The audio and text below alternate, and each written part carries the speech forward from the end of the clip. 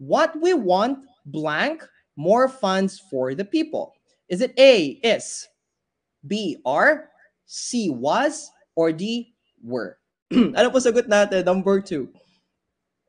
The correct answer for number 2 is, okay, the correct answer for number 2 is A, is. What we want is more funds for the people.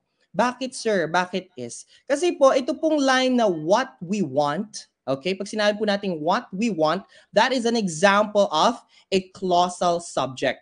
It is an example of a clausal subject. So, ang tatandaan natin sa English grammar, kapag nagsisimula ang isang pangungusap or sentence sa clausal subject, it should be followed by a singular verb. So, for example, what we need is more reference books. Kahit na yung books ay may S, kahit na it's pluralized, no?